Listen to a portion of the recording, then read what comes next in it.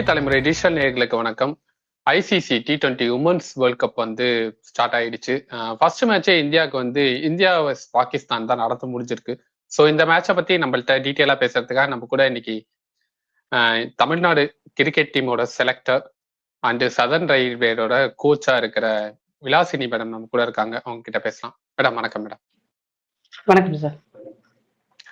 First மேட்சே ஒரு big rivalry India வெஸ் பாகிஸ்தான். இந்த மேட்ச்னாலே வந்து எல்லாருக்குமே வந்து ரொம்ப பரபரப்பா தான் இருப்பாங்க. இந்த மேட்ச்மே கிட்டத்தட்ட அப்படிதான் போச்சு. ஒரு சைடு பாத்தீங்கன்னா ஸ்டார்ட் ஆஃப் த மேட்ச் பாத்தீங்கன்னா 2 wicket back to back India விட்டதுக்கு அப்புறம் பாகிஸ்தான் கையில மேட்ச் இருந்தது. அதுக்கப்புறம் ஒரு கம்பேக் கொடுத்தாங்க. அதே மாதிரியே பாகிஸ்தான் பேட்டிங் பண்ணும்போது பவர் பிளே வரைக்கும் பாகிஸ்தான் கையில இருந்த மேட்ச் அகைன் அதை இந்தியா கையில எடுத்துட்டு வந்தாங்க. எப்படி இருந்தது இந்த match?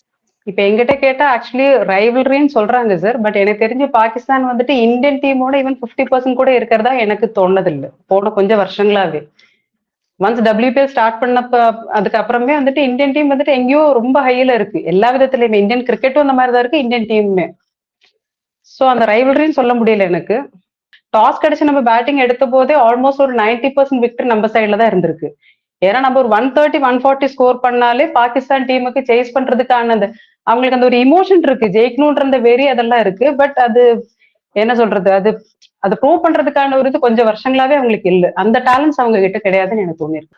Okay, India first batting பண்ணப்பவே நீங்க உங்களுக்கு 90% வந்து வாய்ப்புகள் இருக்குன்னு சொல்லியிருந்தீங்க.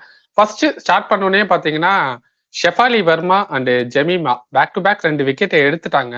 அதுல வந்து பாகிஸ்தான் வந்து அந்த மேட்ச்க்குள்ள தானே இருந்தாங்க. அதுக்கப்புறம் தானே ஸ்மிருதி வந்து ஒரு அரை சதம் அடிச்சு இந்தியா வந்து கம்பேக் எடுத்துட்டு வந்தாங்க.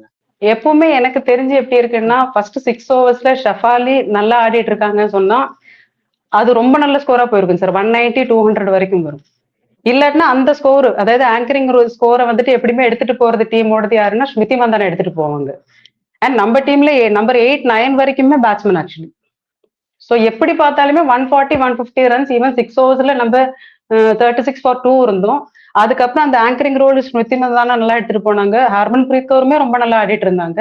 அந்த ஸ்கோர்ஸ் போயிட்டு இருக்கும் போதே நமக்கு தெரியும் 13 ஓவர்ஸ் 14 ஓவர்ஸ்லயும் சம் 110 50 115 ரன்ஸ் வந்திருக்கு.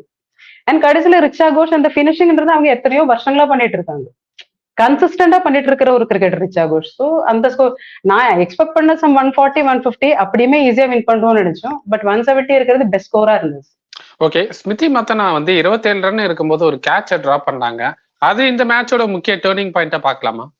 பாகிஸ்தான் எப்பவுமே வந்துட்டு நான் சொல்றேன் சார், அவங்களுக்கு அதை நல்லா பண்ணணும் இருக்கு. பட் நிறைய இடத்துல அவங்களுக்கு இந்த மிஸ்ஃபீல்டிங் இருந்திருக்கு. எப்ப மேட்சஸ்லயுமே அவங்களுக்கு வந்துட்டு இந்த கேச்சஸ் மிஸ் பண்ற ஒரு பழக்கம் இருக்காது. அவங்களோட அவங்களுக்கு பண்ணணும் இருக்கு. பட் மேட்ச் வரும்போது அது ஃபுல்லா 100% அவங்களுக்கு கொடுக்க முடியறது இல்ல. கிரிக்கெட் விளையாடும்போது கொஞ்சம் காமன் கம்போஸ்டர். அப்ப நீங்க இந்த டீமை பாருங்க, ரொம்ப ரிலாக்ஸ்டா ஆடுறாங்க. வெளியில எல்லாருமே சொல்றது அப்படி கிடையாது. அவங்க உள்ள ஆடும்போது அவங்க கொஞ்சம் ஈஸியா தான் இருக்காங்க. எப்பவுமே மேட்ச் கையில இருந்து போன மாதிரி எப்பவுமே ஃபீல் இல்லை, அவங்களுக்கு நல்லா தான் போயிட்டு இருக்கு.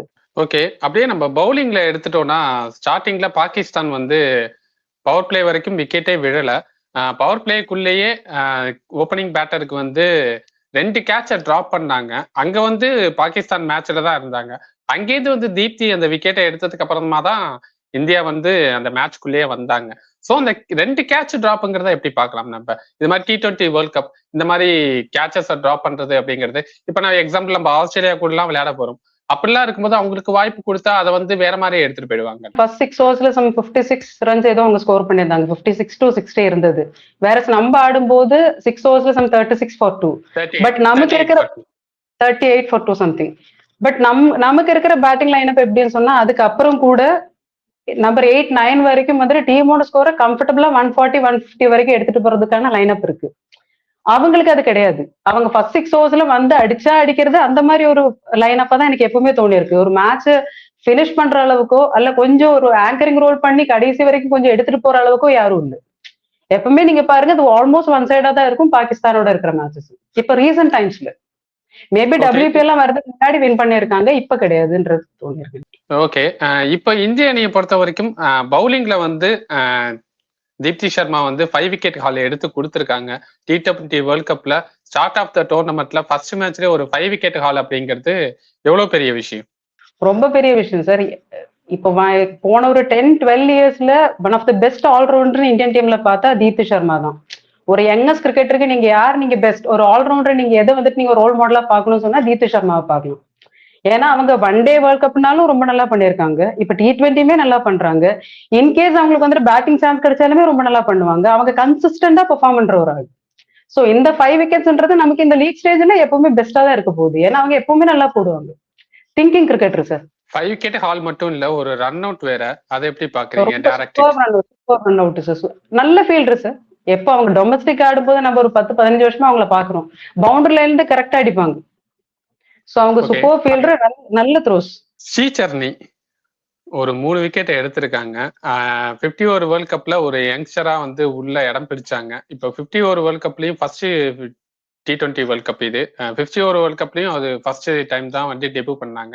இப்பவும் வந்து ஒரு டெபு T20 வேர்ல்ட் கப்புக்கு இப்பதான் டெபு.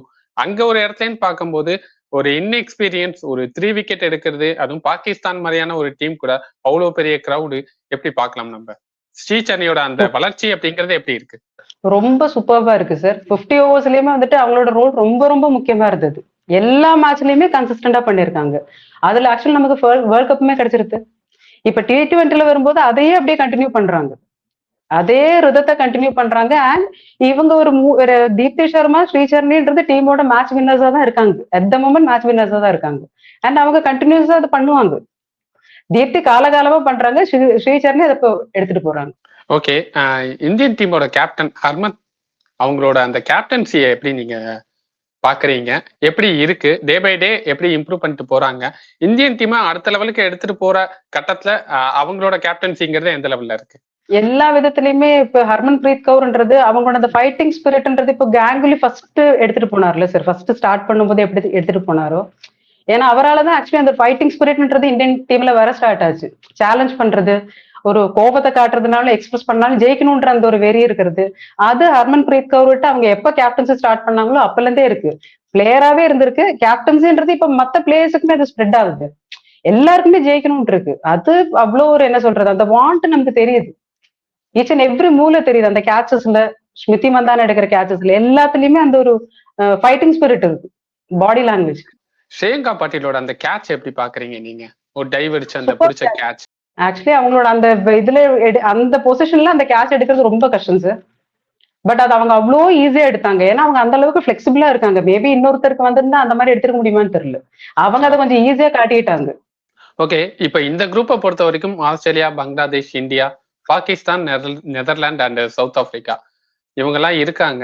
இதுல இருந்து டாப் 2 தான் வந்து செமிஃபைனலுக்கு போக முடியும். இதுல இருந்து எந்த 2 அணி வந்து டாப் 2 போறதுக்கான வாய்ப்புகள் இருக்கு? இந்த நிமிஷத்துல இப்ப ஸ்டார்ட்லயே நமக்கு தெரியற விஷயம் என்னன்னா, ஆஸ்திரேலியா வர்றதுக்கு எப்படியுமே சான்ஸ் இருக்கு, இந்தியா வர்றதுக்கு சான்சஸ் இருக்கு சார். ஏன்னா ஆஸ்திரேலியா சவுத் ஆப்பிரிக்காவை பீட் பண்ணிருக்காங்க. மேபி நம்ம அவங்கள பீட் பண்ணிட்டா அது ஸ்மூத்தாவே முடிஞ்சிடும். ஈஸியா நெக்ஸ்ட் லெவலுக்கு போக முடியும். ஓகே, பங்களாதேஷும் கிட்டத்தட்ட வந்து குட் ஃபைட் கொடுக்குற டீம் அப்படிங்கிறது எல்லாருக்குமே தெரிஞ்ச ஒரு விஷயம். இப்போ லேட்டஸ்டா வந்து நல்லாவும் பிளே பண்ணிட்டு இருக்காங்க. நிறைய சீரியஸும் ஜெயிச்சிருக்காங்க. ஸோ அப்படி ஒரு இடத்துல இருந்து பார்க்கும்போது இந்தியாவுக்கு பங்களாதேஷ் கூட எப்படி இருக்கும் மேட்ச்? எனக்கு தெரிஞ்சு பாகிஸ்தானை விட பங்களாதேஷ் கொஞ்சம் பெட்டர் கிரிக்கெட் ஆடுவாங்க, அவ்வளவுதான் சார். ஒரு 70% வருவாங்க, அவ்வளவுதான். அல்லாம இந்தியன் டீம் பீட் பண்ற அளவுக்கான கேம் வந்துட்டு அவங்களுக்கு கிடையாது. நீங்க சொல்றீங்க இந்த டீம்ஸ் எல்லாத்தையுமே வந்து இந்தியன் டீம் வந்து பெட்டரா இருக்காங்கன்னு சொல்லிட்டு.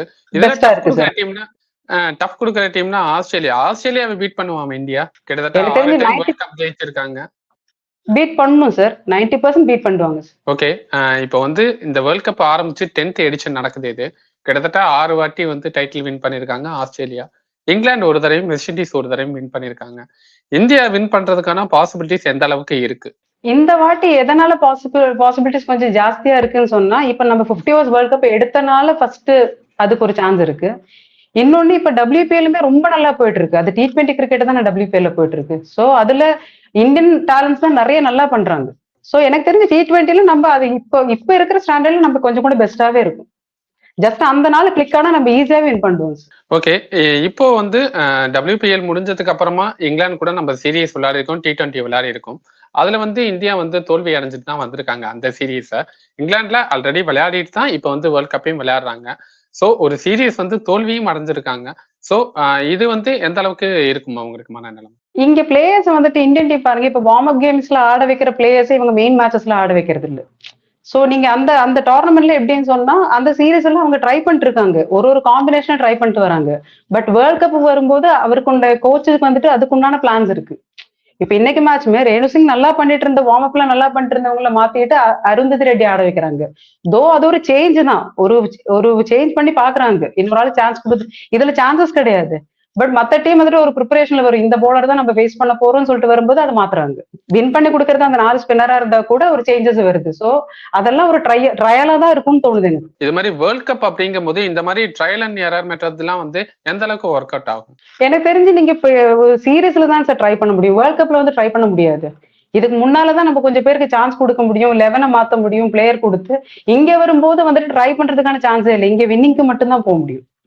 இது வேர்ல்டே பாக்குற ஒரு சீரீஸ் வேர்ல்ட் கப்ன்றதுனால. இப்போ ஆஸ்திரேலியா வந்து 6 தடவை வின் பண்ணிருக்காங்க. இப்ப அவங்க கூட நம்ம வந்து மோதணும், நீங்க வந்து ஜெயிச்சு ஆகணும்னு சொல்றீங்க. எந்த அளவுக்கு இந்தியன் டீமோட ப்ரிப்பரேஷன் இருக்கு? இந்த காம்பினேஷனோட போனா ஆஸ்திரேலியாவை பீட் பண்றதுக்கான வாய்ப்புகள் இருக்கா? ஆஸ்திரேலியாவோட வின் பண்ணணும் சொன்னா 2-3 பிளேயர்ஸ் தான் சார். இது ஷஃபாலி கிளிக் ஆனா ஒன் சைடாவே வின் பண்ணிட்டோம். ஹர்மன் பிரீத், ஸ்மிருதி மந்தானா இருக்கிற இந்த காம்பினேஷன் டாப்ல இருக்கிற 5 to 6 பிளேயர்ஸ் வந்துட்டு நினைச்சாலே பேட்டிங்ல நல்ல ஸ்கோர் வரும். போலிங் ஆல்ரெடி நல்லா தான் பண்றாங்க. ஜஸ்ட் இந்த பெர்ஃபார்மன்ஸை கண்டினியூ பண்ணா போதும். இந்த கன்சிஸ்டன்டா போடுறாங்களே அப்படியே கண்டினியூ பண்ணா வின் பண்ணிடலாம். ஓகே, இந்திய அணி இன்னும் எந்த லெவல்ல இம்ப்ரூவ் பண்ணணும்னு நீங்க நினைக்கிறீங்க? எதர் பேட்டிங்கா, பவுலிங்கா, ஆர் ஃபீல்டிங், எந்த ஒரு இடம் வந்து இன்னும் கொஞ்சம் லைட்டா வேக்கன்ட் தெரியுது, இதை வந்து கொஞ்சம் கரெக்ட் பண்ணா இந்திய அணி இன்னும் பலமா இருக்கும்னு நீங்க திங்க் பண்றது எது? நான் அந்த மாதிரி நினைக்கல சார். போலிங் நல்லா தான் இருக்கு. மேபி ஃபாஸ்ட் பாலர்ஸ் கொஞ்சம் கூட பெட்டரா பண்ணலாம். அண்ட் ரேணுகா சிங்க்கு சான்ஸ் கொடுத்தா கொஞ்சம் கூட பெட்டரா இருக்குன்னு தோணுது. ஏன்னா இன்னைக்கு 2 ஃபாஸ்ட் பாலர்ஸுமே நல்லா போடல. ஸ்பின்னர்ஸ்னால தான் ஆக்சுவலி கொஞ்சம் ஈஸி விக்டரே வந்திருக்கு. பேட்டிங்ல ஷஃபாலி கொஞ்சம் கூட வந்துட்டு கொஞ்சம் யோசிச்சு ஆடினா கொஞ்சம் கூட பெட்டரா இருக்கும். ஏன்னா அவங்களுக்கு இருக்கிற கேமுக்கு ஒரு 10 ஓவர்ஸ்ல வந்துட்டு 100 ரன்ஸ் அடிக்கிறதுக்கான ஒரு கேம் இருக்கு. சோ அந்த ஒரு ஹரிபரியா ஆடுறாங்களே, ஒரு 6 அடிக்கிறாங்க, நெக்ஸ்ட் வந்துட்டு இம்மீடியட்டா அவுட் ஆயிட்டு போறாங்க. அது கொஞ்சம் அவங்களுக்கு அந்த இருக்கு. அது கொஞ்சம் வந்துட்டு என்ன சொல்றது, யாராவது கொஞ்சம் பேசி அவங்களை ஆட வைக்கணும். ஏன்னா அவங்க கேம் ரொம்ப ரொம்ப முக்கியம் ஓப்பனிங்ல. ஸ்மிருதி மந்தான ஆங்கரிங் பண்ணலாம் அப்படின்னு சொன்னா அந்த சைடு ஷஃபாலி ஒரு ஆள் ஆடினாலே ஆட்டோமேட்டிக்கா நல்ல ஸ்கோர் வரும் டீம். ஓகே, இப்ப இந்த குரூப்ல இருந்து இந்தியா அண்ட் ஆஸ்திரேலியா வரும்னு சொல்லியிருக்கீங்க. அப்படியே பேரலா அந்த குரூப் எடுத்து பார்த்தோம்னா அதுல எந்த 2 அணி வரதுக்கான பாசிபிலிட்டிஸ் இருக்கு? எனக்கு தெரிஞ்சு வெஸ்ட் இண்டீஸ் வரணும் சார். இன்னைக்கு கேம் இப்ப ரொம்ப நல்லா ஆடி இருக்காங்க. அந்த ஒரு கேப்டனோட ஒரு பொண்ணு ஆடினாங்கன்னு சொன்னாங்க. வெஸ்ட் இண்டீஸ் வரணும், நியூசிலாந்து வந்தா நல்லா இருக்கும். ஓகே, ஹோம் கிரவுண்ட்ல விளையாடுற இங்கிலாந்து தெரியல சார். ஆக்சுவலி இது போறதுலதான் தெரியும். இல்ல எந்த 2 அணிக்கும் இல்ல வாய்ப்பு இருக்குன்னு நான் கேக்குறேன். இப்ப இருக்கிற டீம் காம்பினேஷன் அதை பொறுத்து ஹோம் அட்வான்டேஜ் அப்படிங்கிறது இங்கிலாந்து நல்லாவே இருக்கும்ல. அது வந்துட்டு இங்கிலாந்துக்கும் நியூசிலாந்துக்கும் தான் இருக்கு. வெஸ்ட் இண்டீஸ் வர்றதுக்கான சான்சஸ் கம்மி தான் அதுல. ஓகே, ஆனா வெஸ்ட் இண்டீஸ் வந்தா நல்லா இருக்கும் எனக்கு தோணுது. ஓகே ஓகே, உங்களோட ஃபேவரட் டீம் இந்த வேர்ல்ட் கப்ல எடுத்து பார்த்தோம்னா எதுன்னு சொல்லுவீங்க நீங்க? இந்தியா எப்படியுமே ஃபேவரட்டா தான் இருக்கும். அதான் எக்ஸெப்ட் இந்தியா. இன்னொன்னு ஆஸ்திரேலியா தான் சார். எல்லாருமே அதை தான் பார்க்கணும்னு நினைக்கிறாங்க. இந்தியா வந்து 50 ஓவர் வேர்ல்ட் கப் ஜெயிச்சுட்டு அந்த ஒரு மொமெண்டத்துல இருந்து வராங்க. ஆஸ்திரேலியாவெல்லாம் பீட் பண்ணிட்டு தான் வந்து 50 ஓவர் வேர்ல்ட் கப்பே அடிச்சு வந்திருக்காங்க. அப்படி ஒரு இடத்துல இருந்து பார்க்கும்போது ஆஸ்திரேலியாவை பீட் பண்ணி இந்த T20 வேர்ல்ட் கப்பை பேக் டு பேக், அதாவது 50 ஓவர் வேர்ல்ட் கப் அடுத்த T20 வேர்ல்ட் கப் அப்படின்னு ஒரு சரித்திர சாதனை படைப்பாங்களா இந்தியா? ஏன்னா இது வரைக்கும் T20 வேர்ல்ட் கப்பை இந்தியா ஜெயிச்சது இல்ல. இந்த வாட்டி சாதனை படைக்கணும் சார். இது எவ்வளவு ப்ரௌடா, ரொம்ப ப்ரௌட் மூமெண்டா இருக்குல்ல சார். கிடைச்சிருதுன்னு சொன்னா கண்டினியூஸா 2 வேர்ல்ட் கப் அடிக்கிறதுன்றது ஒண்ணு. 2 எவ்வளவு இந்தியன் டீம்ல இந்தியன் கிரிக்கெட் எவ்வளவு மேல போகுதுன்றதுக்கு ஒன் ஆஃப் த ஒரு உதாரணமா இருக்கும். நீங்க பல வருஷமா கிரிக்கெட் விளையாடிட்டு இருக்கீங்க. இந்த உமன்ஸ் கிரிக்கெட்டுக்கான வரவேற்பு எந்த அளவுக்கு இருக்குன்னு நீங்க ஃபீல் பண்றீங்க? மோர் தென் பெட்டரா? லாஸ்ட் வேர்ல்ட் கப்புக்கு அப்புறம் மேபி வந்துட்டு அதுக்கு முன்னால WPL ஸ்டார்ட் பண்ண போது ஒரு 70% வந்துட்டு WPL ஸ்டார்ட் பண்ணதுக்கு அப்புறம் நிறைய கிரிக்கெட்டர்ஸ் வர ஸ்டார்ட் பண்ணிட்டாங்க. ஏன்னா அதுல ஒரு டிரான்ஸ்பரன்சி இருக்கு, நிறைய தெரியுது, வெளியில நிறைய பேருக்கு நிறைய ஆப்பர்ச்சுனிட்டி இருக்கு. பட் அந்த லாஸ்ட் வேர்ல்ட் கப் முடிஞ்ச அப்புறம் எல்லா இடத்துலயுமே நீங்க எந்த நெட்ஸ் எடுத்து பார்த்தாலுமே ஒரு 70-80 பாய்ஸ் இருக்காங்கன்னு சொன்னா ஒரு 40 கேர்ள்ஸும் இருக்க ஸ்டார்ட் பண்ணிட்டாங்க இப்போ வராங்க. அது ஆக்சுவலி லாஸ்ட் வேர்ல்ட் கப்புக்கு அப்புறம் இருக்கிற ஒரு சேஞ்ச். அது நீங்க வந்து இப்ப தமிழ்நாடு கிரிக்கெட் டீமோட செலக்டராகவும் இருக்கீங்க. எவ்வளவு அளவுக்கு பிளேயர்ஸ் வந்து க்ரூம் பண்றீங்க? எவ்வளவு பிளேயர்ஸ் உமன்ஸ் வந்து வராங்க கிரிக்கெட்டுக்கு? எந்த அளவுக்கு அவங்களோட அர்ப்பணிப்பு இருக்கு? இப்போ கிரிக்கெட்டர்ஸ் சொல்றது இது ஒரு எல்லா விதத்திலயுமே உங்களுக்கு ஒரு ஏர்னிங்குமே ஆயிடுது. முதல்ல மாதிரி கிடையாது. இப்ப மேட்ச் ஃபீஸ் எல்லாம் ரொம்ப ஜாஸ்தி பண்ணிட்டாங்க. முதல்ல வந்துட்டு கெரியர் கிடையாது. ஒரு ஆள் இந்தியா ஆடினா, WPL ஆடினா, நெக்ஸ்ட் லெவல் ஆடினா மட்டும்தான் அவங்களுக்கு ஒரு ஏர்னிங் இருக்கு. இன்னைக்கு அது கிடையாது. இன்னைக்கு ஒரு மேட்ச் ஆடினாலே 50,000 பர் மேட்ச் கொடுக்குறாங்க. இது எல்லாம் இப்ப லாஸ்ட் வேர்ல்ட் கப்புக்கு அப்புறம் வந்த ஒரு சேஞ்ச். 15-20 வாங்கிட்டு இருக்கிற இடத்துல இருந்து 50,000 ஆயிடுது ஒரு மேட்சுக்கு. ஸோ ஒரு சீசன் ஆடுற ஒரு பொண்ணுக்கு 8 to 9 lakhs ஈஸியா earn பண்ணலாம். 23 சீனியர்ஸ் எல்லாம் ஆடுறவங்களுக்கு 15-16 lakhs earn பண்ணலாம். ஸோ ஒரு ஸ்டேட் ஆடுறவங்களுக்கே இந்த அளவுக்கு வந்துட்டு பெனிஃபிட்ஸ் ஆயிடுது. ஸோ ஒரு வேலை வேணும்னு கம்பல்சரி கிடையாது. ஒரு ஸ்டேட் ஆடுற ஒரு பொண்ணுக்கு இதுவுமே ஒரு கெரியரா பார்த்துட்டு போறதுக்கான எல்லா ஆப்பர்ச்சுனிட்டி இப்ப இருக்கு வேர்ல்ட் கப்புக்கு அப்புறம். நீங்க ஏர்னிங் அப்படின்னு பாக்குறத விட எந்த அளவுக்கு ஆர்வம் காட்டுறாங்க பிளேயர்ஸ் வரதுக்கு? இல்ல சார், ஒரு டைம்ல அதாவது ஒரு 3-4 இயர்ஸ் முன்னாடி எல்லாம் பேரண்ட்ஸ் வந்து நிறைய புஷ் பண்ணுவாங்க. நிறைய அப்பாவுக்கு வந்துட்டு கிரிக்கெட்டர் ஆக முடியலன்னு சொன்னா குழந்தைங்களை நிறைய பேர் புஷ் பண்றதை பார்த்திருக்கேன். இன்னைக்கு அது மாறுது. இன்னைக்கு வந்துட்டு பசங்களுக்கே ஆடணும் இருக்கு. ஒரு டைம்ல அப்பா அவங்களுக்கு தான் கிரிக்கெட் தெரியும், என்ன நடக்குது மென் கிரிக்கெட்ல என்ன நடக்குது, அதை பார்த்து பொண்ணும் ஆடணும்னு நினைக்கிறாங்க. இன்னைக்கு வந்துட்டு விமன் பாக்குறாங்க, வேர்ல்ட் கப் பாக்குறாங்க, WPL பாக்குறாங்க, அந்த ஃபேம் இதெல்லாம் பாக்குறாங்க. இன்னைக்கு எல்லாருக்குமே நிறைய தெரியுது, பப்ளிசிட்டியுமே அந்த அளவுக்கு இருக்கு.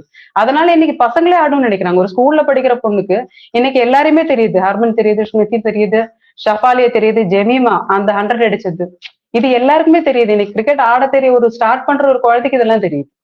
சோ அவங்களுக்கே ஒரு இன்ட்ரெஸ்ட் வந்திருக்கு இப்ப இருக்கிறதுல. ஓகே, இதெல்லாம் வந்து இந்த WPL ஸ்டார்ட் ஆனதுக்கு அப்புறமேட்டுக்கு தான் வந்ததா? WPL ஸ்டார்ட் ஆன அப்புறம் ஒரு 60-70% தான் இருந்தது. பட் லாஸ்ட் வேர்ல்ட் கப் எடுத்த அப்புறம் வந்துட்டு ஒரு 90% பயங்கர டெவலப்மெண்ட் தெரியுது. நமக்கு கண்ணில் பார்க்க முடியுது பிளேயர்ஸோட அந்த ஒரு இது. ஓகே, இப்படி பிளேயர்ஸோட வருகை அதிகரிக்குது அப்படிங்கும் போது as a coach, as a கேப்டனா, செலக்டரா எவ்வளவு ப்ரௌடா இருக்கு உங்களுக்கு? எல்லா விதத்துலயுமே ப்ரௌடா தான் சார் ஃபீல் பண்றோம். நம்ம ஆடும்போது இது எதுவுமே கிடையாது. பட் இன்னைக்கு பிளேயர்ஸ் எங்க பார்க்கும்போதுமே விமன் கிரிக்கெட்டர்ஸ் செலக்ஷனுக்குமே இத்தனை பேர்லாம் வர்றது பார்க்கும்போது அந்த அளவுக்கு நம்ம எல்லாம் ப்ரௌடா ஃபீல் பண்றோம். அது ஒரு பெரிய ஒரு என்ன சொல்றது, ஒரு அச்சீவ்மெண்ட் இந்த விஷயம் இந்த டைம்ல. இப்போ நீங்க லாஸ்டா செலக்ட் பண்ணும்போது எவ்வளவு பேர் வந்திருந்தாங்க? ஒரு 5 years பேக் பார்க்கும்போது எவ்வளவு பேர் வந்தாங்க? அதுக்கு இதுக்கு எவ்வளவு ஹியூஜ் டிஃபரெண்டா எந்த அளவுக்கு இருந்தது? இல்ல சார், ஒரு டைம்ல ஒரு கேட்டகரியில மேபி 15-19 வந்துட்டு ஒரு 150-200 ஒரு 5 years முன்னாடி அவ்வளவுதான் இருந்திருக்காங்க. அண்டர் 15 டீமுக்கு அவ்வளவு பேர் வருவாங்க, 19 கொஞ்சம் பேர் வருவாங்க, எல்லாம் 100-150. இன்னைக்கு ஒரு செலக்ஷன் ஒரு சீசன் முடிஞ்சு நம்ம மொத்த பிளேயர்ஸை பார்த்தா 900ல 1000 வரைக்கும் இருக்காங்க ஆல் டுகெதர் பார்த்தா. அது பயங்கர ப்ரோக்ரஸா இருக்கு. அது நம்ம எக்ஸ்பெக்ட் பண்ணல ஒரு 4 வருஷத்துல இவ்வளவு வரும்ன்றது. அதுக்கு ஒரு ரீசன் வந்துட்டு இந்த வேர்ல்ட் கப் எடுத்ததும் WPL வந்ததுல தான் ஒரு விஷயம். ஓகே மேடம், நீங்க சொல்லியிருக்கீங்க இந்த குரூப்ல இருந்து ஆஸ்திரேலியா அண்ட் இந்தியா வந்து செமிஃபைனல் போவாங்கன்னு சொல்லிட்டு. அதே மாதிரி அங்க வந்து வெஸ்ட் இண்டீஸ் வந்தா நல்லா இருக்குன்னு சொல்லியிருக்கீங்க. பார்ப்போம் என்ன நடக்க போகுதுங்கிறது. ஓகே, நியூசிலாந்து இங்கிலாந்து வரதுக்கான வாய்ப்புகள் இருக்குன்னு சொல்றீங்க. பார்ப்போம் மேடம், அடுத்தடுத்த மேட்சும் இது மாதிரி நம்ம தொடர்ந்து பேசலாம். இந்தியா வந்து பாகிஸ்தானை வீழ்த்தி முதல் வெற்றியை பதிவு பண்ணியிருக்காங்க. அடுத்தடுத்து இன்னும் மேட்சஸ் எல்லாம் இருக்கு. அதை எந்த அளவுக்கு இந்தியா நீ எடுத்துட்டு போறாங்க, அவங்க ஸ்ட்ரென்த்தனை எவ்வளவு ஸ்ட்ரென்த் பண்றாங்க அப்படிங்கிறத பொறுத்து பார்க்கலாம் மேடம். இல்லைன்னா உங்க கருத்துக்களை பகிர்ந்துகிட்டதுக்கு ரொம்ப நன்றி மேடம். Thank you sir.